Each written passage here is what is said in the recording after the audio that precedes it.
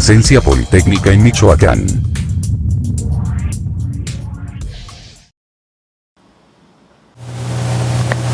Hola, ¿qué tal? Buenas tardes, bienvenidos a la primera emisión de este año 2016 de su programa Presencia Politécnica en Michoacán. El día de hoy me encuentro transmitiendo desde el Auditorio Miguel Ángel Correa Jasso en el Centro Interdisciplinario de Investigación para el Desarrollo Integral Regional en la ciudad de Jiquilpan, Michoacán. Para esta ocasión tengo el gusto de que nos acompañe el doctor Sigifredo López Díaz. Él es profesor investigador de este centro. Gracias, doctor, por estar aquí en este programa. Janet, muchas gracias por la invitación y por permitirme compartir con la gente, con tu público, con nuestro público, lo que hacemos aquí en ese. Para comenzar, presentaré sus datos curriculares más destacados. El doctor cuenta con la licenciatura de Químico Farmacobiólogo.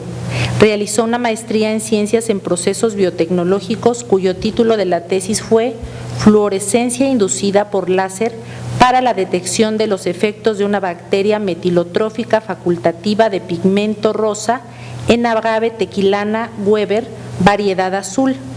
Además, cuenta con un doctorado en Ciencias en Procesos Biotecnológicos. En cuanto a su experiencia profesional, ha trabajado en la Universidad Nacional Autónoma de México durante el periodo 1980-1983, en el Instituto Politécnico Nacional en el área de investigación de 1983 a la fecha. Cuenta con diversas becas CONACYT y COFA, fue jefe del Departamento de Biotecnología, jefe de la Unidad Politécnica de Integración Social, fue miembro de la Red de Biotecnología del Instituto Politécnico Nacional, además de haber sido miembro del comité organizador del primer simposio regional de biotecnología y producción agrícola sustentable, organizado por el CIDIR Unidad Michoacán, el CINVESTAB Irapuato y el Instituto Tecnológico de Jiquilpan. Asimismo, también fue coordinador general del segundo simposio y primer Congreso Nacional de Biotecnología y Producción Agrícola Sustentable. Actualmente es profesor de la maestría en Fisiología Vegetal, en el posgrado de maestría en Ciencias en Producción Agrícola Sustentable. Cuenta con diversos artículos de difusión nacional e internacional. Doctor, me gustaría iniciar preguntándote, con esta plática, iniciar con la pregunta que sería, ¿cuáles son tus líneas de investigación y cuál es el impacto que tienen dentro de nuestra región? Pues mira, Janet, como ya lo mencionaste, mi formación es en procesos biotecnológicos, ¿verdad? Tanto la maestría como el doctorado, pero actualmente estoy más enfocado a la biotecnología vegetal. Sin embargo, te comento que esa formación que tuve en mis posgrados me permiten realizar estudios integrales relacionados con la interacción planta-microorganismo, con lo que sucede en la fisiología de la planta, ¿sí? Entonces, ahorita en la actualidad pues estamos más enfocados a esa interacción y a esa fisiología de las plantas de carácter comercial, como son la fresa, el jitomate, el maíz, etcétera, ¿no? Entonces, por aquí es por donde estamos trabajando en esas líneas. Me preguntaba sobre la importancia que puede tener, ¿verdad?, en la región. Mira, déjame comentarte también que casi estoy por concluir un libro que estoy escribiendo relacionado con la problemática y la cultura que se tiene aquí en la región en las cuestiones agrícolas, ¿verdad? El impacto que tiene esa cultura en cuanto al ambiente, en cuanto a la relación planta-humano, planta-animal, ¿verdad? Entonces, nosotros consideramos que estos estudios de relación planta-microorganismo y metabolismo secundario vegetal es importante porque nos ayuda a plantearnos alternativas sustentables, alternativas biológicamente pues sostenibles y que sean amigables con el medio ambiente. En ese sentido, doctor, me gustaría preguntarte, desde el punto de vista de la producción agrícola, ¿por qué sería entonces importante conocer la relación que existe entre las plantas y las bacterias y qué beneficios podemos obtener de ellas? Bien, mira, para contestarte esta pregunta es es importante que tengamos en mente la relación que existe entre el incremento o la población humana, la producción agrícola y el impacto que tiene esta en el medio ambiente. ¿Sí? Mira, por ejemplo, tengo aquí un gráfico en el cual está proyectado que para el 2050 la población se haya incrementado de 7,000 millones de personas a 10,000 millones de personas. Imagínate, para sostener la alimentación de esta población es pues algo complicado, ¿verdad? Sin embargo, probablemente exista ahorita en la actualidad producciones alimentarias que puedan satisfacerlas, pero ahí tendremos que ver lo que hace realmente el mercadeo, ¿no? Cómo distribuyen los productos hacia las personas, qué criterios siguen, que ya es otra cosa, ¿no? Que no nos compete ahorita, pero lo que sí nos compete es de que la población se está incrementando y al estarse incrementando, entonces la demanda alimentaria, pues definitivamente se tiene que incrementar. Entonces, para poder satisfacer esas necesidades, hay alternativas que se pueden seguir, que las puedo mencionar, ¿verdad? Una de ellas podrían ser, pues, tener más tierras agrícolas, y para eso implicaría talar montes, talar valles, dejarlos sin árboles, nada más que sean para cultivo agrícola, bosques, ¿verdad? Entonces ahí hay un impacto, pero pudiese ser necesario en el sentido de que para producir, no que sea una solución que no tenga una óptima, ¿verdad? No es una solución óptima. Entonces habría que mejorar los procesos, las tecnologías para el cultivo agrícola. Entonces, te digo, hay que tener en cuenta que nuestros recursos son finitos, ¿verdad? Son finitos, y precisamente por eso debemos ser cuidadosos en cuanto a la manera de producirlos, a la cultura que debemos de tener para poder realizar cultivos que sean que no tengan ese impacto tan grave como se está teniendo en la actualidad. Hay que recordar que esa agricultura intensiva demanda una gran cantidad de fertilizantes, ¿verdad? Esos fertilizantes, si hubiese una cultura adecuada, una agricultura correcta, esos fertilizantes serían dosificados en cantidades idóneas para que la planta fuese tomándolos, y la cantidad que no toma la planta pues fuese menos agresiva al medio ambiente, ¿no? Por ejemplo, la cantidad de fosfatos que se liberan, que se aplican y que se van hacia los acuíferos, son un problema muy delicado, ¿sí? Claro. El nitrógeno es algo también bastante grave, pero amén de eso, también en los fertilizantes te comento que hay una gran cantidad de metales pesados que impactan en el medio ambiente, ¿sí? En la salud humana, en los animalitos, etcétera. Entonces, inclusive las plantas, estresan las plantas. Pero bueno, es importante mencionarte que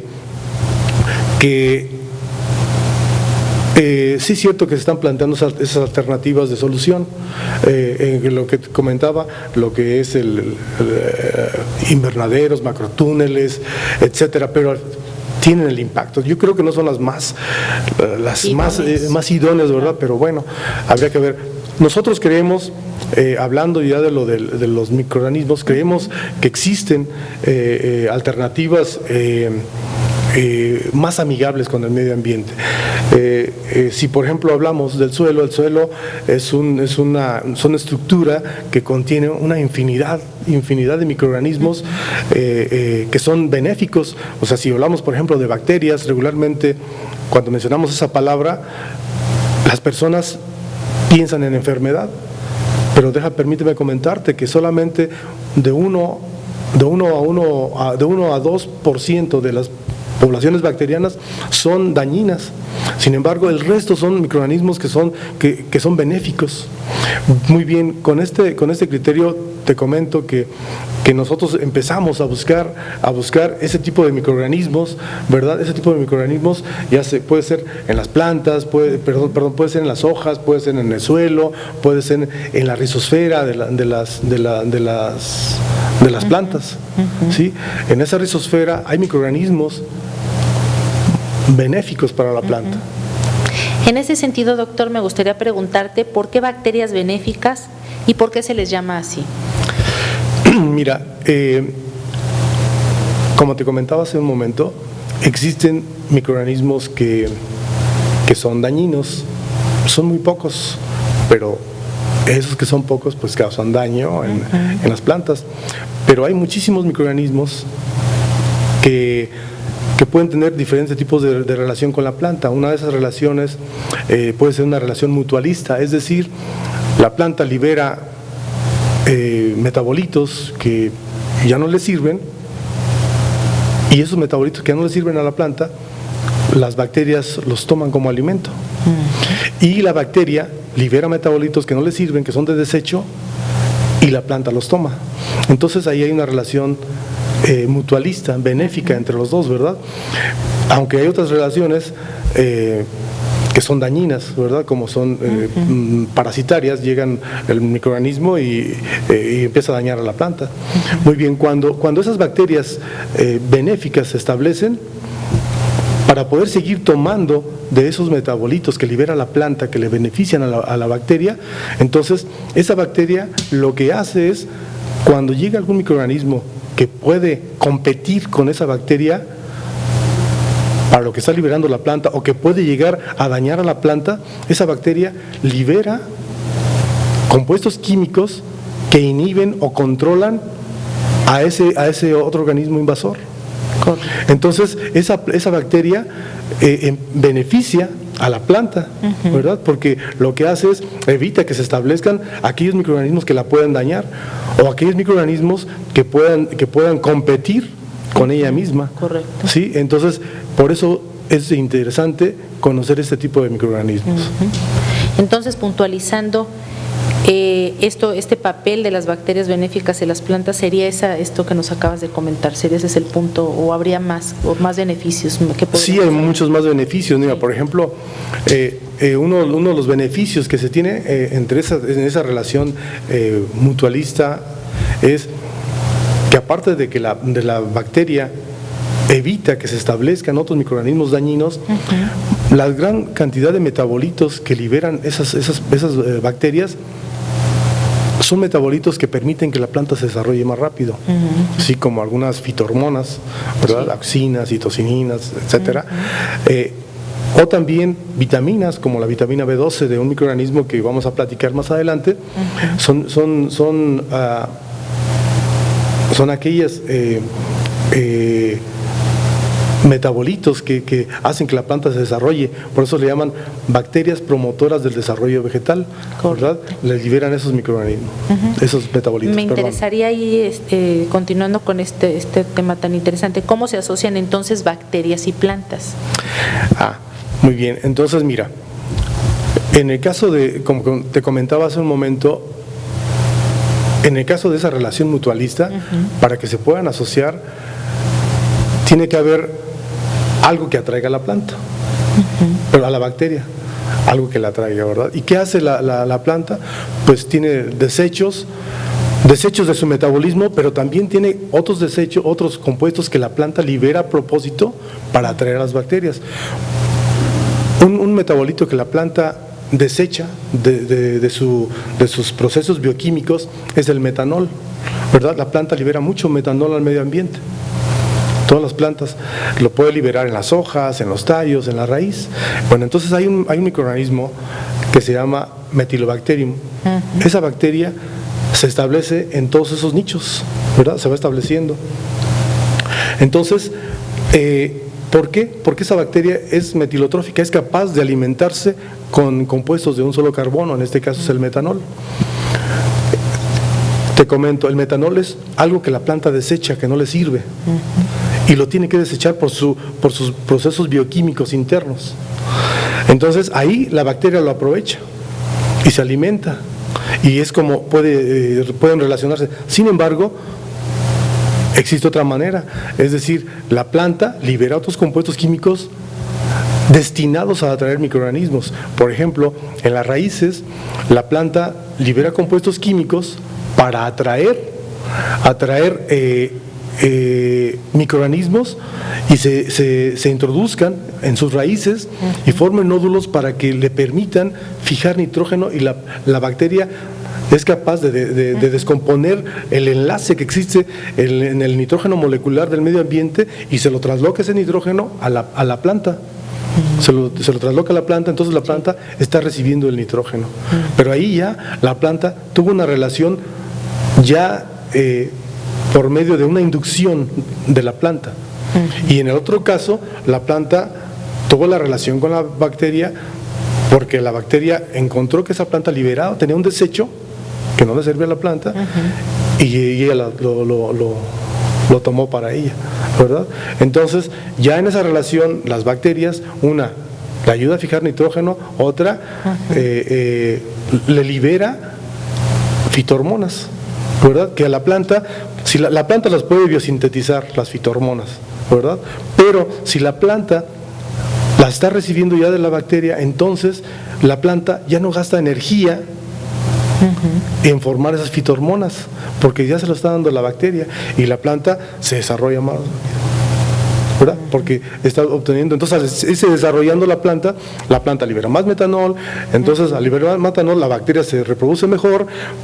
¿Qué hace la bacteria cuando llega la bacteria y se establece? Por ejemplo, aquí en esta diapositiva vemos que llega la bacteria a la superficie de la hoja, y en la hoja hay unas estructuras que se llaman tricomas y otras estructuras que se llaman estomas. Entonces la bacteria llega, se establece, y conforme se va reproduciendo busca los nichos y el más idóneo, y llega y se introduce a la planta, a las estructuras internas de la planta. Entonces cuando está adentro, ya cuando se establece perfectamente la parte interna de la planta, la bacteria puede volver a emerger, porque sus poblaciones se lo permiten, porque la relación mutualista entre la planta y la bacteria es idónea, y la bacteria se reproduce perfectamente bien. Sí. Hay un término que se menciona dentro de la temática que se llama rizósfera. ¿Nos podrías comentar a qué se refiere este término? Sí, te comentaba hace un momento que había unas bacterias que formaban unos nódulos, ¿verdad? Bien, la planta podemos dividirla en tienen varias regiones, ¿verdad? Que se les da la terminación ósfera, ¿verdad? Pero bueno, no nos vamos a meter en todo eso porque es muy más complicado, muy extenso.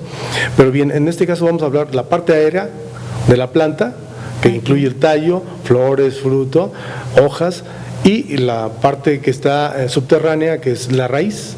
Pues entonces la rizosfera es aquella región, aquel espacio cercano a la raíz, desde 0.1 milímetro hasta 0.7 desde 0.1 hasta 0.7 milímetros de espesor alrededor de toda la raíz. No es toda la raíz, no es todo el volumen de la raíz, sino nada más esa regioncita alrededor de la raíz y de las raíces pequeñitas. Okay. ¿Cumple alguna función en específico la rizosfera al estar tan cercana a las raíces? ¿La función de? ¿Cuál sería su función ahí? Porque como te comentaba, mira, la raíz, la planta, por medio de la raíz, libera muchos exudados, ¿verdad? Muchos compuestos químicos. Y tienen funciones interesantes. Uno de ellos es cuando hay plantas que compiten contra ellas, por la obtención de nutrientes, ellas liberan compuestos químicos para inhibir a esas raíces y que la otra planta no se acerque hacia ella y no compita por nutrientes, ¿verdad?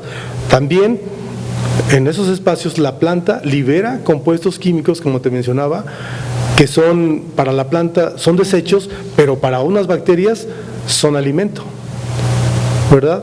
Pero también libera compuestos químicos para atraer bacterias que le ayuden a tomar nitrógeno, a tomar fósforo, inclusive potasio, ¿verdad? Le ayudan a que sea más fácil la toma de esos nutrientes para la planta.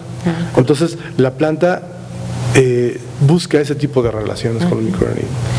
Janet, pues como estamos hablando de las bacterias promotoras del desarrollo vegetal, te comento que pueden tener una relación rizosférica, ¿verdad? Es decir, se encuentran en las raíces de las plantas.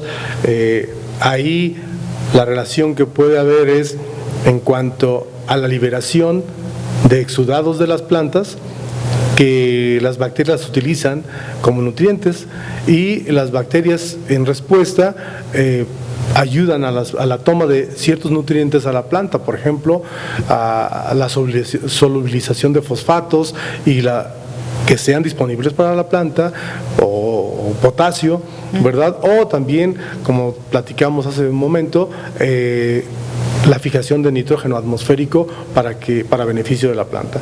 O también pueden ser endosimbiontes, es decir,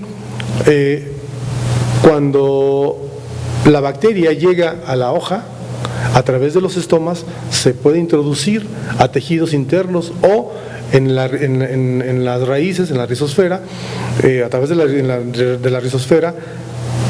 En el meristemo de la raíz hay una banda que se llama banda de Caspari, y hay una separación ahí de las células, y por ahí ingresan las bacterias y pueden estar en tejidos internos también. Entonces ahí se les llama endosimbiontes, y cuando las bacterias ingresan a tejidos internos, hay una relación también muy benéfica donde la toma de aquellas fitohormonas que liberan estos microorganismos es más estrecha con la planta y más rápida, ¿verdad? Entonces puede ser a través de eso, o también la relación de la raíz, ¿verdad? Una relación en la raíz donde llegan y forman los nódulos. Otra es en la hoja, que se llama filosfera, ¿verdad? En la hoja, en la parte superior de la hoja, también una capa pequeña de unos 0.7 milímetros, se le conoce como rizosfera. Ahí también hay ese intercambio de nutrientes, ¿verdad? La planta libera como el metanol, la bacteria lo toma, la bacteria libera esos vitaminas, vitamina B12, auxinas, y se traslocan a la planta, y la planta los toma y se desarrolla mejor. Entonces, las bacterias, por mencionar ahorita te decía que fitohormonas, una de ellas es el etileno.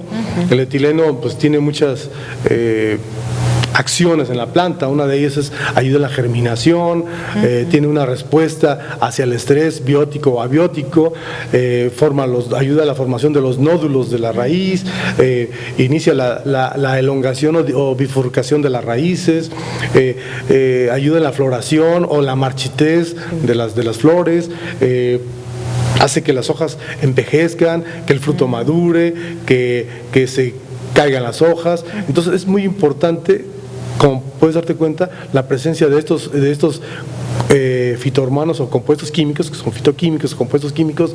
Al final de cuentas, aunque hay alguna polémica ahí de que si uno dice fitoquímico se refiere a ciertos químicos, pero fitoquímicos es un compuesto químico de la planta, ¿verdad? Correcto. Puede ser cualquier compuesto químico de la planta. Muy bien, entonces, ¿qué hacemos nosotros? Las podemos aislar de las hojas, las podemos aislar del suelo, las podemos aislar de los tejidos internos de las plantas. Entonces, lo que hacemos es tomar aquellas bacterias y las aislamos de tal manera que sean condiciones que se desarrolle una sola bacteria, o sea, un cultivo axénico, un solo microorganismo, que no haya más, ¿verdad? Y ese microorganismo es con el que vamos a trabajar. Entonces, hay un trabajo que se realizó para aislar bacterias, en la búsqueda de bacterias benéficas. Se trabajó con zarzamora, con la planta de zarzamora. Ahí buscamos bacterias en la hoja, buscamos bacterias en el fruto, buscamos bacterias internas, o sea, como endosimbiontes, de tal manera de que una vez que nosotros las aislamos, esas bacterias diferentes bacterias, probamos aquellas bacterias que inhibieran al hongo de interés. En este caso nosotros teníamos un interés con un hongo que se llama Rhizopus stolonifer. Es un hongo que ataca el fruto post cosecha. Entonces la vida en aquel se disminuye.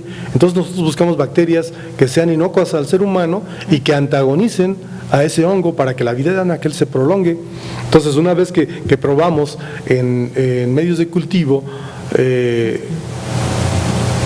cuáles son aquellas bacterias que presentan a los inhibitorios, seleccionamos a las más prometedoras y las purificamos también, ¿verdad? Una vez que ya las purificamos, entonces nosotros hacemos que esa bacteria, les practicamos los postulados de Koch, es decir, vemos que esa bacteria sea aislada de una planta enferma. Después lo que hacemos es ver que esa bacteria produzca esa enfermedad, ¿verdad? Y después lo que hacemos es cuando la tenemos, entonces vamos a probar que nuestros aislados, nuestros aislados de bacterias antagónicas realmente antagonicen a ese hongo o bacteria en cuestión, ¿verdad? O que nos está causando el problema, en este caso contra Rhizopus stolonifer. En este trabajo nosotros aislamos diferentes especies de ese hongo fitopatógeno y vimos cuáles eran los daños y en cuánto tiempo ocasionaban esos daños al fruto, ¿verdad? Después nosotros vimos que nuestra bacteria, las bacterias que nosotros aislamos, qué compuestos producían. Entre ellos, por ejemplo, hay un compuesto químico que se llama fierro, ¿verdad? Que requieren los microorganismos para su sustento. Pero las bacterias, muchas bacterias y hongos inclusive producen otros compuestos químicos que se llaman sideróforos. Esos sideróforos atrapan el fierro y hacen que los microorganismos con los que compiten no lo puedan tomar y por lo tanto se pueden morir los antagónicos, ¿verdad? Como ya no tienen disponible el fierro, se pueden morir. Entonces hay una prueba que se llama casaminoácidos. Ahí en esa prueba podemos ver realmente cómo, si hay o no hay producción de sideróforos. Después lo que hacemos es, aquí en esta diapositiva vemos,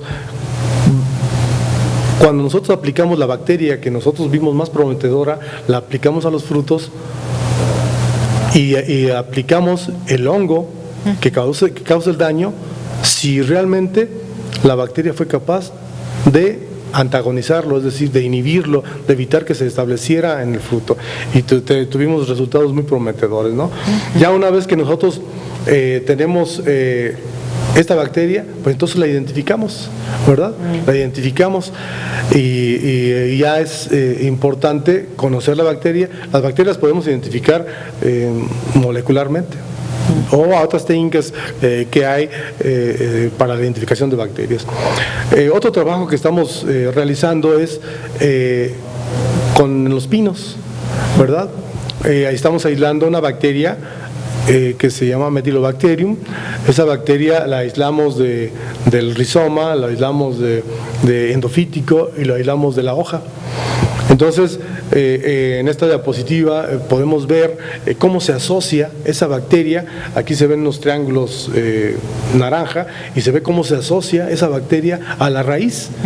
Eso nos indica que hay la raíz fue recién cortada y se puso y inmediatamente la bacteria se empezó a asociar, ¿verdad? Nos indica qué beneficio hay entre de la bacteria con la planta.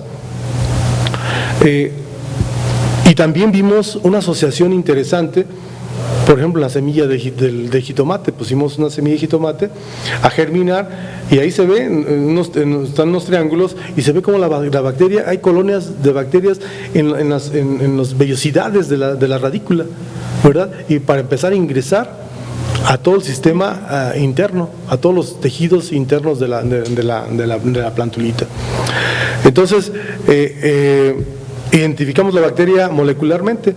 En un gel se hacen corrimientos y se ven algunas bandas, aquí se ve por medio de biología molecular, y podemos identificar la bacteria. En este caso, para la bacteria con la que estamos trabajando es Methelobacterium extorquens, ¿verdad? Una vez que nosotros la identificamos y que ya la aislamos, tuvimos un cultivo axénico, es decir, que esa sola bacteria la empezamos a propagar. La bacteria en medio líquido lo empezamos a propagar para poderla aplicar a las plantas. Aquí lo podemos aplicar en el jitomate, ¿verdad? Se hizo un trabajo donde se aplicó también a jitomate y a pino, ¿verdad? Entonces empieza a verse los efectos de la bacteria con respecto a cómo va creciendo, cómo va afectando la planta. En este trabajo de jitomate vimos cómo la bacteria inclusive indujo resistencia a un fitopatógeno, a Fusarium. Ese fue uno de los trabajos muy interesantes que sacó nuestra chica de tesis. Otro trabajo que nosotros realizamos también fue con agave, ¿verdad? En agave, como tú mencionabas ahí en trabajo de tesis de maestría, fue con agave tequilana, se aplicó esta bacteria, la bacteria permitió que la planta se desarrollara más, la de agave, la planta de agave. Entonces ahí se ve cómo hay ese efecto benéfico en el desarrollo de la planta de agave. En fresa también tuvimos ese trabajo, hay los efectos en la fresa en cuanto a la resistencia contra Fusarium y en su desarrollo vegetal. Actualmente también estamos trabajando otro trabajo de tesis con frijol. Aquí hemos encontrado muchas cosas interesantes.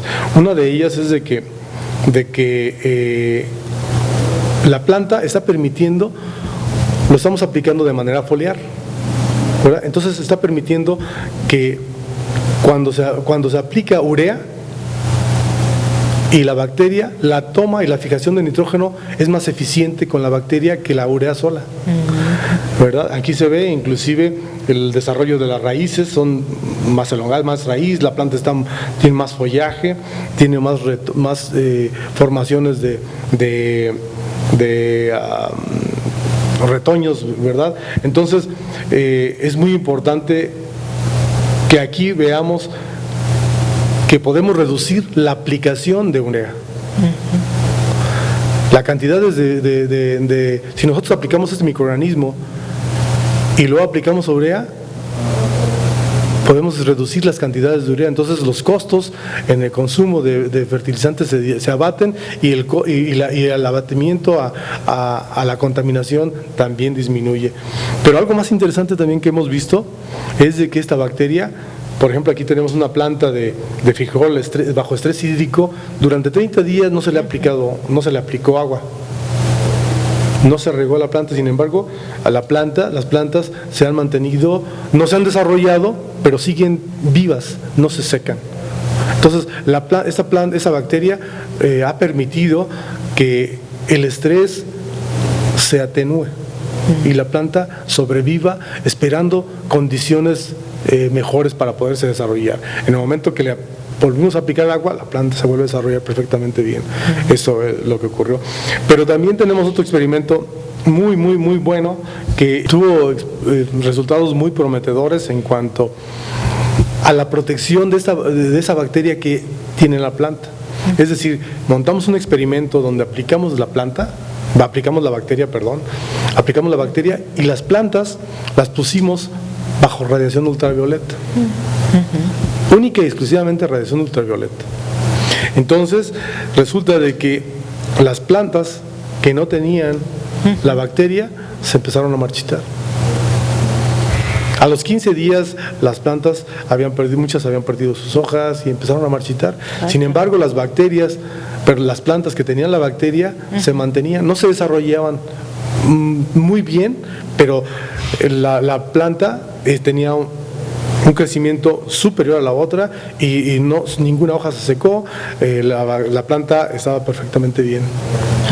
Entonces, tan pronto la sacamos, la planta, y que le aplicamos agua, la planta se desarrolla muy bien y las otras se secaron. Entonces, estamos trabajando bastante al respecto y nos da mucho gusto, ¿no? Nos vemos contentos. Ahora, para medir eso que ocurre en la planta, pues nosotros utilizamos diferentes metodologías, diferentes técnicas para apoyarnos. Una de ellas es la fluorescencia inducida por láser. Es decir, la planta emite una fluorescencia normal. Cuando incide la radiación del sol sobre la planta, parte de esa radiación no se absorbe, la planta no la utiliza, entonces se emite como fluorescencia en el proceso fotosintético, ¿verdad? Se emite como fluorescencia y es una fluorescencia natural, pero nosotros podemos inducir la resistencia, inducir la fluorescencia y por medio de un espectrofluorómetro medir los espectros y ver cómo se comportan los dos fotosistemas en cuanto a la toma de esa radiación y que realmente los electrones que se van a tomar para realizar todo el proceso fotosintético sean los adecuados o tomar más y la planta se desarrolle mucho mejor, ¿verdad? Entonces, eso lo podemos hacer aquí en esta diapositiva se ve, por ejemplo, el espectro verde es una planta o son las plantas que tenían la bacteria, que no tenían la bacteria, perdón. Entonces, quiere decir que su intensidad de fluorescencia es mayor. Y las que tiene la intensidad menor es aquella planta que tenía la bacteria. Entonces, quiere decir que la planta, cuando incide la radiación, no emite tanta fluorescencia y absorbe la energía adecuadamente y es más eficiente el proceso fotosintético. Entonces la planta se beneficia por la presencia de la bacteria, ¿verdad? Aparte, como te comentaba hace rato, si la bacteria es capaz de atenuar las radiaciones, sobre todo aquellas radiaciones de mucha frecuencia como es la luz ultravioleta, entonces la bacteria también está beneficiando desde ese punto de vista a la planta. Y por eso permite que su intensidad de fluorescencia disminuya y todo el proceso fotosintético y toda la manera en que se forma el ATP, el NAD, sea más eficiente. Entonces, esa es una técnica que utilizamos.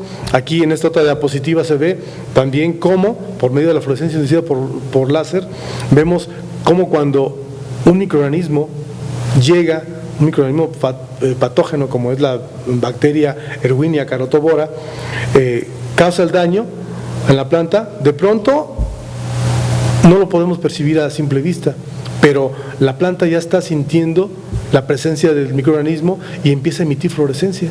Y conforme va pasando el tiempo, de pronto emite mucha fluorescencia por la presencia y nosotros no lo percibimos, pero la planta ya, si nosotros midiéramos la fluorescencia de la planta, nos daríamos cuenta si está estresada por la presencia del microorganismo y podríamos tomar medidas correctivas. Muy bien, entonces, antes de que ya haya daño, ya conforme pasa el tiempo, empieza a causar el daño y la eficiencia fotosintética se va deteriorando porque se van dañando los fotosistemas. Eso podemos hacer con la fluorescencia. Entonces te digo, eso es lo que realmente podemos apoyarnos, ¿no? Otro de mis temas o mis áreas de investigación es el metabolismo secundario vegetal, que tiene que ver con aquellos compuestos químicos, con aquellos fitoquímicos que tienen un impacto en la salud humana y en las bacterias que son fitopatógenas o microorganismos que son fitopatógenos. Vaya, realmente trabajos de investigación muy interesantes. Entonces es momento de ver la siguiente cápsula que nos permitirá ampliar la información sobre este tema. Las plantas sintetizan una gran variedad de compuestos orgánicos que se clasifican tradicionalmente como metabolitos primarios y secundarios, aunque los límites exactos entre los dos grupos pueden en algunos casos ser un poco confusos. Los metabolitos primarios son compuestos que tienen un papel esencial asociado a la fotosíntesis, respiración, crecimiento y desarrollo de la planta, y en estos se incluyen los fitoesteroles, lípidos de acilo, nucleótidos, aminoácidos y ácidos orgánicos. Sin embargo, en virtud de que la planta es un organismo sésil que no puede huir en caso de peligro, o que no tiene un sistema inmunológico para combatir agentes patógenos, tiene la capacidad para sintetizar una enorme variedad de compuestos en bajo peso molecular, conocidos como metabolitos secundarios, los cuales son estructuralmente diversos, almacenándolos en diferentes orgánulos de sus células, y muchos se distribuyen en un gran número de especies en el reino vegetal. Aunque ignorado por mucho tiempo, la función de los metabolitos secundarios en las plantas ahora está llamando la atención, ya que algunos tienen un papel clave en la protección contra los herbívoros y la infección microbiana, otros como atrayentes de polinizadores y animales dispersantes de semillas, otros más como agentes alelopáticos, protectores UV, y algunos actúan como moléculas señalizadoras en la formación de nódulos de la raíz de leguminosas para la que la planta puede fijar nitrógeno. Por otro lado, la nutrición humana es el principal contribuidor a la salud, proporcionando al organismo energía, nutrientes esenciales y componentes biológicamente activos de células vegetales que son necesarios para su mantenimiento y buen funcionamiento. Recientemente, se ha descubierto que algunos componentes de alimentos juegan un papel importante como reguladores de muchas rutas fisiológicas, las cuales a menudo están involucradas en su propio metabolismo. Esta regulación es en gran parte medida a través de la expresión génica, en la cual los efectos epigenéticos desempeñan un papel importante. La metilación del ADN es un mecanismo regulador importante de la transcripción de genes y es influenciada por los componentes del alimento, proporcionando grupos metilo. Debido a la universalidad de este mecanismo y función de los genes y tejidos involucrados, las alteraciones de la metilación del ADN pueden tener una serie de consecuencias, habiendo evidencias de que desempeñan un papel en el desarrollo de ciertos tipos de cáncer que están relacionados con la exposición a agentes carcinógenos. Sin embargo, en los últimos años el ser humano ha encontrado que muchos de los metabolitos secundarios son constituyentes dietéticos y protectores, y que, a diferencia de las vitaminas tradicionales, no son esenciales para el bienestar a corto plazo, pero se ha incrementado significativamente la evidencia de que su consumo tiene impactos favorables sobre la incidencia de cáncer y muchas enfermedades crónicas, incluyendo enfermedades cardiovasculares y diabetes tipo 2, por lo que se han convertido cada vez más en un área de investigación importante en la nutrición humana. Entre los usos de estos fitoquímicos en beneficio del ser humano están los colorantes, las fibras, pegamentos, aceites, ceras, agentes aromatizantes, medicamentos y perfumes, y son considerados como fuentes potenciales de nuevos medicamentos naturales, antibióticos, insecticidas y herbicidas. La etnobotánica y la bioprospección pueden contribuir a identificar nuevas especies de plantas con propiedades farmacológicas potenciales. Cuando una nueva especie es identificada con potencial útil para la salud, se consideran dos enfoques importantes. Uno es la búsqueda de actividad biológica que ya existe en el mercado, y el otro es la selección al azar de cualquier actividad biológica. La farmacobotánica, farmacognosia y la fitoquímica, a través de un enfoque clásico, contribuyen a identificar actividad química y farmacológica mediante estudios en la especie de la planta en cuestión, empleando diferentes metodologías fraccionarias, análisis químicos y pruebas biológicas. Pues muchas gracias, doctor, por habernos acompañado en este programa. Gracias a ti, Janet, por permitirme estar aquí con ustedes, y orgulloso de pertenecer al Instituto Politécnico Nacional. Claro que sí. Bueno, y finalmente, si usted tiene algún comentario o sugerencia, por favor comuníquese con nosotros a nuestra página web, cuya dirección es la siguiente www.cidirmich.ipn.mx, o a nuestro correo electrónico difusioncidirmich@ipn.mx. Además, permítame comentarle que los programas anteriores los puede ver a través de la página del CIDIR. Gracias a todo el equipo de trabajo que hizo posible esta transmisión, y a usted lo esperamos en una emisión más de su programa Presencia Politécnica en Michoacán. Que tenga una excelente tarde.